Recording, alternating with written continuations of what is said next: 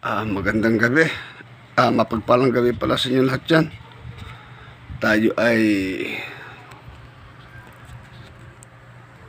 magpapatuloy sa ating pag-upload para dugtong-dugtong yung panggagamot.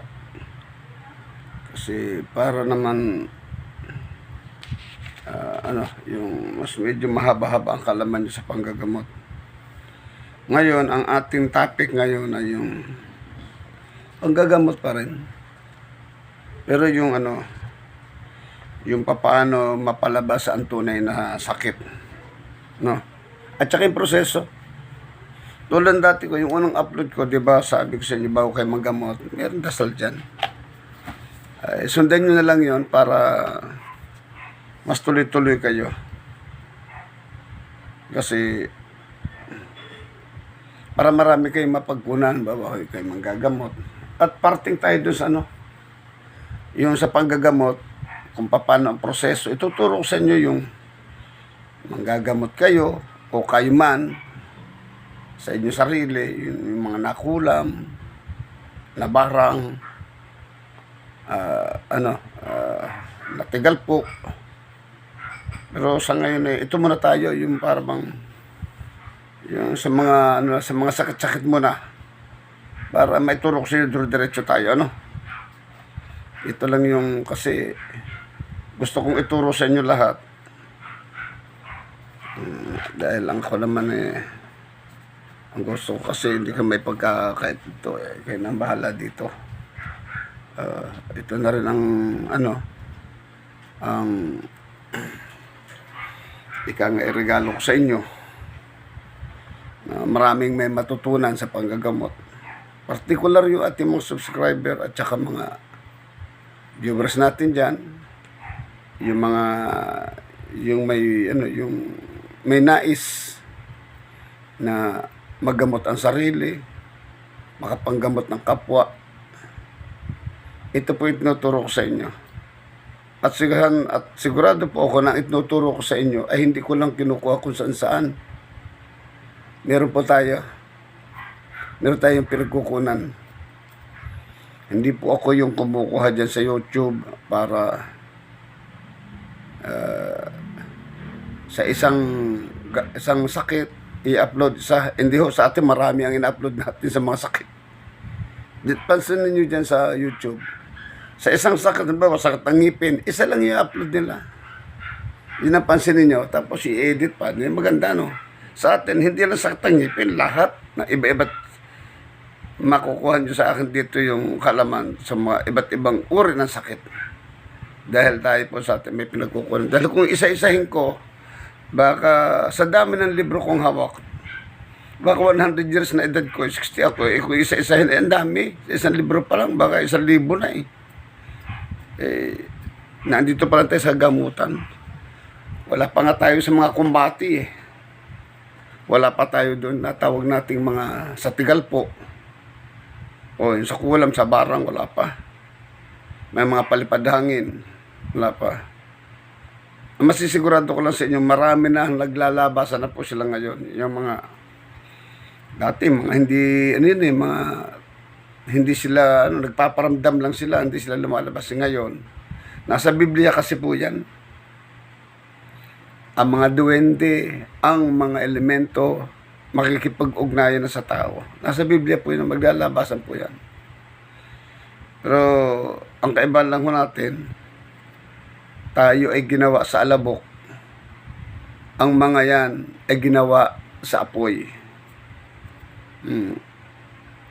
Tatandaan niyo po yan, sila ay ginawa sa apoy. Mas unang nilalang sila kaysa sa atin.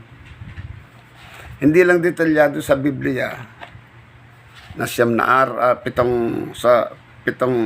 araw ginawa ang mundo. Hindi kasi detalyado dun Dito sa atin nakadetalye lahat yung kung mga ginawa sa unang araw, sinong gumawa, at lahat ng mga katulong sa paggawa ng Ama. Nandito po sa atin yan. Pero sa Biblia, shortcut. Pati nga yung malaking katanungan niya sa Biblia Ang anak dyan lang ni Abel at Adan si Cain at si Abel, wala mga anak na babae. Paano dumami ang tao sa mundo? Kasi hindi nga detalyado. Yung pala, sa edad na 700 na edad ni Adan, marami pang naging anak. Dumami ang lahi at isa doon, sa lahi din noon, ang napangasawa ni Abel. Kaya dumami ang tao sa pamamagitan ng Abel. At hindi lang sa pamamagitan ng Abel, kundi yung ibang mga anak pa ni Adan at Eva, doon dumami ang lahi. Hindi lang po si Adan, hindi lang po si Abel at si Cain, kulang po sa Biblia. So yun lamang po, patuloy na tayo. Ito po yung ang topic po natin ngayon, content po natin ito sa panggamutan, kung paano yung pagpapalabas ng tunay na sakit. Ito po. Dito po tayo. Ayan. Pagpapalabas ng tunay na sakit. Ayan. Ayan o. Yung proseso po, nakita ko na ng huling upload ko. Ayan o. Ito, ihip sa tuktok na may sakit. Ayan. Maktoram. Ayan. Kung gusto mong nahirapan ko, ano ang sakit eh. Masakit. Ayan. Ayan, tapos sa may ito, yung sa lagnat, ayan, nakalagay yun. Ecteram. Ibulong sa tuktok ng may sakit, sa tubig na ipainom. Pag basta gumamit kayo ng isang basong tubig, ang tawag diyan konsagra. Kasi iba nga dyan, konsagra ng konsagra, ay na may paliwanag ang konsagra. Ayan, pag sinabi pong konsagra, tubig, na ginamitan ng tubig, o sa baso pinainom, o ibinuho sa ulo, konsagra po yan. Kung di man ipupuno sa may sakit, ayan. Gamot sa nabinat, ito naman po, Rosem, Dorem, Hokoum, Rosem. Yan po yung mga bagong panganak. O yung mga may lagnat, trangkaso, tapos bigla nagkikilos. Ayun, bumalik. Ito po yun. Maaring iihip sa tuktok, ipanghilot, ipainom, o ibulong sa pangsusuob. Ayun. Ano ibig sabihin ng ibulong sa ipangsusuob? Ibig po sabihin yan, yung, kung ano may yung mainit na pausok, o ano ba sinaing, na tubig na mainit, yan. Ilalagay doon pausukan sa, ang orasyon, ayan po, yung Rosem, Dorem, o Kuum, Rosem. Yan para sa mga nabinat. Ano po? Ayan po, gamot sa kulebra. Yan po. Para mas marami kayong malaman na. Tinatapat ko na po ito para kayo inyong ipapaprint. Ayan, para makuha nyo po ano. Ayan po, Maratam, Henik, Srim, kumuha ng butil ng bawang.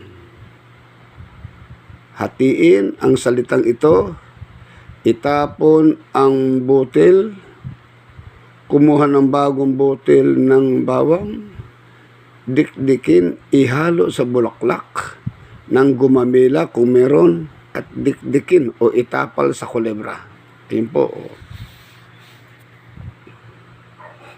Sa naman sa disenterya po, ayan. Ayan, disenterya, gamot sa disenterya. Bagakaam. Ayan, ibulong sa tubig, ipainom, ipantapal sa tiyan. Ito ang tubig na ipainom, pagaluin, 1 litrong tubig na malinis. Distilled water, 1 kutsarang asukal, kalahating kutsarang asin, kalahating kutsaritang pinigang kalamansi o daya po. Yan, gamot siya napasok ng lamig. Yan, enectoris. Ibulong sa tuktok ng may sakit, ito rin ang itapal sa tiyan. Hilutin ang may sakit sa bukol. Ayan, ito na sa bukol.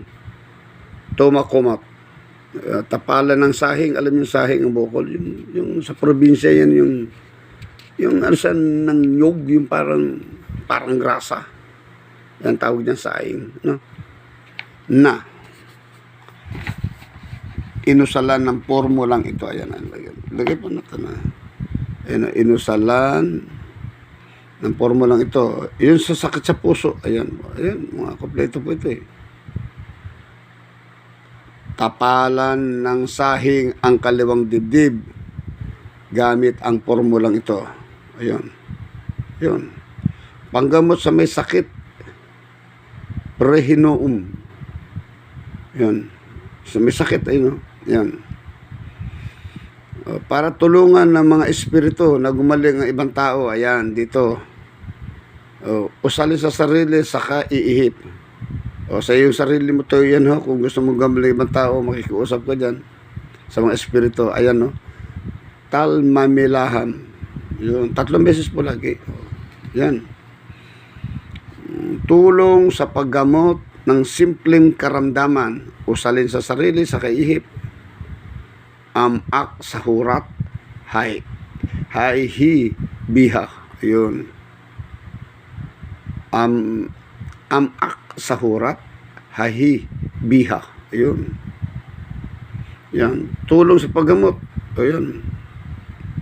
Isa rin to. Yung tulong sa gamot. Ano? Miniberguham. Tubig. Ipainom. Kusagra. Mga tulong to sa Maxima Biton. Mga tulong sa paggagamot.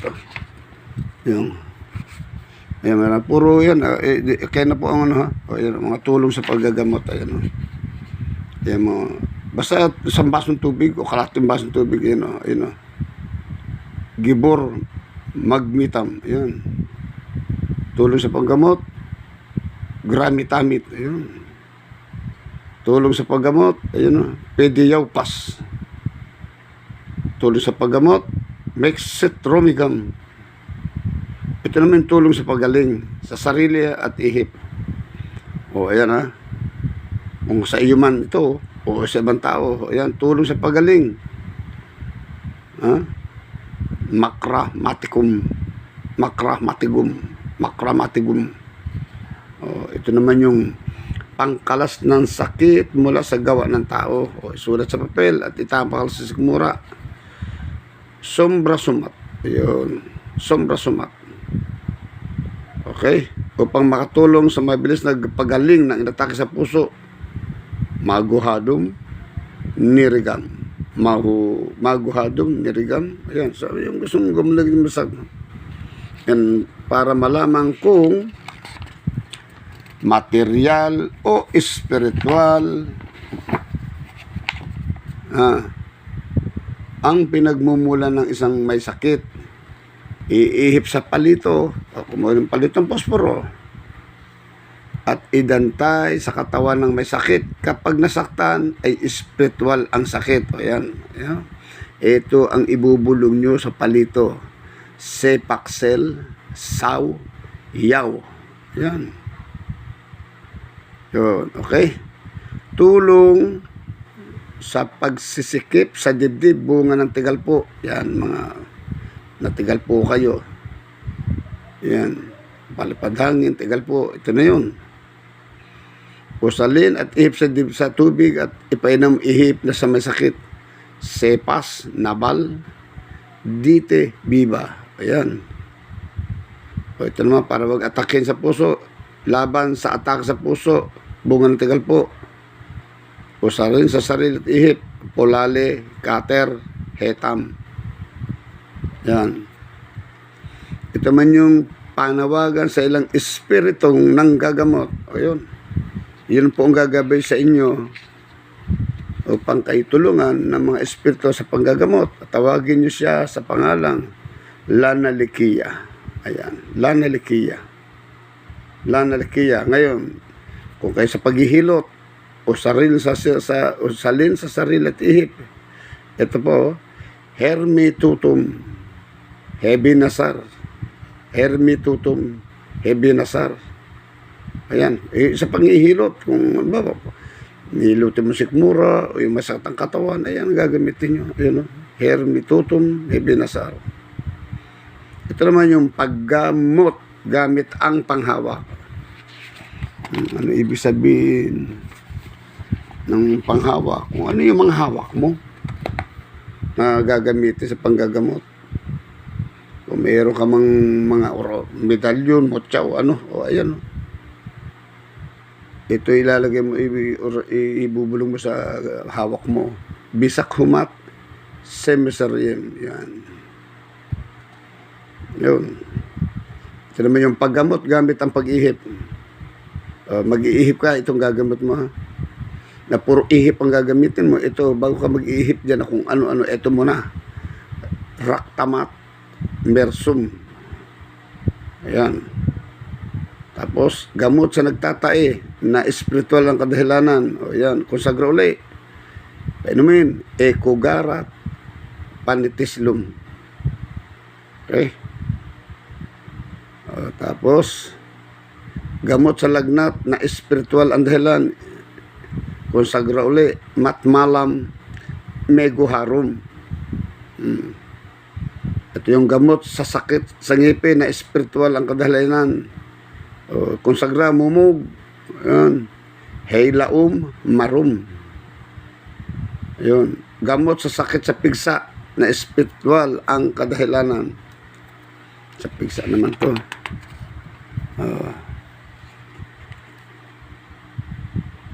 Semiseram. Okay. Ito yung gamot sa kamandag na espiritual. Basta laging konsagra, tubig lagi. Na kalating baso ipainom, iihip to. Ayun, moher sehum. Gamot sa suka ng dugo na espiritual ng kadahilanan. Baba, napalabang ka, subuka ka ng dugo. Sa mga mangkukulam mo, anong kalabang mo, espiritu, ano, ayan. Ito idulot mo. Selaum, biyatissimum. Yan. Gamot sa sakit ng ulo na espiritual ang kadahilanan. Ito naman, ang gaygarum, yaum. Gaygar, yaum. Yun. Gamot sa sakit ng tiyan, sa espiritual ang kadahilanan, banggitin ito sa sarili, ano? Ehe, kaselaum.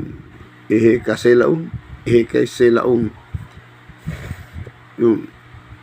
Sa sugat na espiritual ang sanhi, yun, Dehumat. Dehumat, 3 beses lagi. Gamot sa kulebra na espiritual ang sanhi. Okay, banggitin dito sarili. Esoyram. Ayan, upang labas ang tunay na sakit ng tao. Ito, maktoy raum. So, mahaba na po itong video natin. Dito lang natin tatapusin to. Upang labas ang tunay, ayan, gamot sa napasok ng lamig. Ayan, Enix Torres sa Satum. Yun. Gamot sa bukol na espiritual na sanhi. Bagay ito sa yun. Tomcat horium. Metrosum. Ayan. Tomcat horium memotrosum. Yun. Gamot sa sakit sa puso na espiritual. Et sakaum hebiatum. Her sakaum hebiatum. Yun. Pampampat ng dugo. Moselim tam kinitram pastam. Yan, pang-ampat sa dugo. Kukulak kasopila sa sata. Ayan o. Kukulak kasopila sa sata. Yan. Sa nagtatae, painom, ihip. Syuk anato diyap. Syuk anato diyap. O, ito naman yung paghilot sa pilay. May orasyon sa pag-ihip ha. Bukod pa to. Sa pilay, hibi arik, bik ikomo. Tiis. Yun. So, ito na yung sinabi ko sa inyo noon. Na panalangin bago manggamot. Ito yun, karugtong. No, so sana malinaw na sa inyo. Nga ito yung bago kayo manggamot. Ito yan, yan. Ayan, ayan.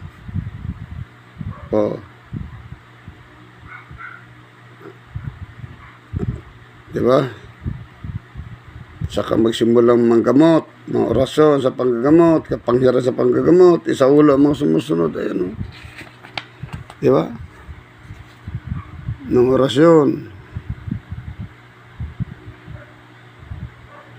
Sulat sa isang papel at itapal sa hanggang may karamdaman. So, Yun, no? Kapangyarihan sa pagpabibilis ng pagaling sa sariling kalamdaman. Ayan, no? So, dito muna tayo. Tapusin muna natin ito po, ano?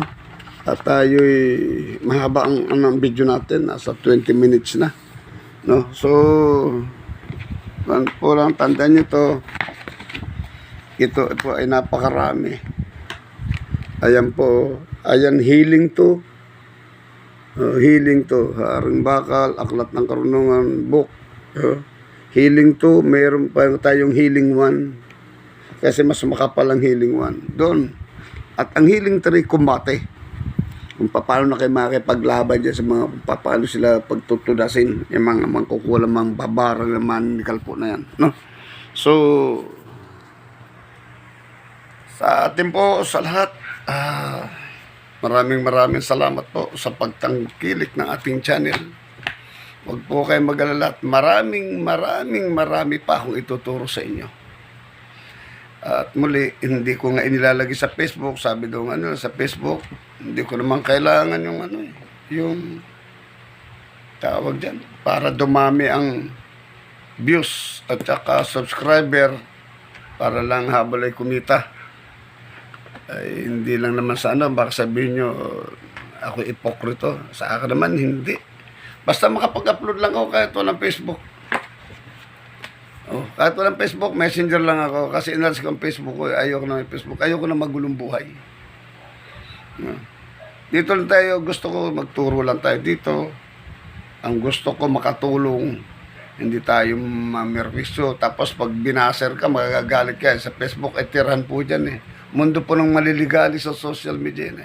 Ito po sa atin, sharing po tayo dito. At ako walang panahon sa mga ganyang bagay. Ang gusto ko, ang aking direksyon, isa lang pag-iisip ko, tumulong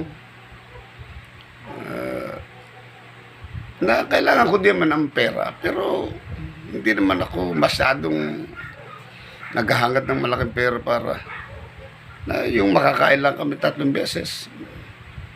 May ipon konti, nakakapunta-punta sa mga ibang probinsya, nakakasakay naman na kami lagi ng aeroplano. Tamang ganun na lang, hindi naman kailangan mo. Tulad nga yan dito sa aking almost 4 years na ako nag-upload. Yung aking kinita dyan sa YouTube, nandyan pa rin, hindi ko kinukuha. Nandyan sa bangko, hindi ko kinukuha. Bahala mo siya dyan. Kung kailan ko lang kailangan. So yun lamang, at maraming salamat sa inyo, sa ating mga isang beses, baka bukas o makalawa mag-upload ako ng ating ng mga shout out lahat. Pag malong sa loob ng mga nag-comment, ang sinashoutout ko lang talaga yung mga nagko-comment, yung hindi, ay pasensya na kayo ha. Kasi dito, titinan ko yung mga before 1 month, sinashoutout ko naman yan ang gagawin ko. Titinan ko naman, nakita ko naman lahat ng inyong mga comment. Yun lamang, at maraming salamat sa inyong lahat. At magandang gabi muli.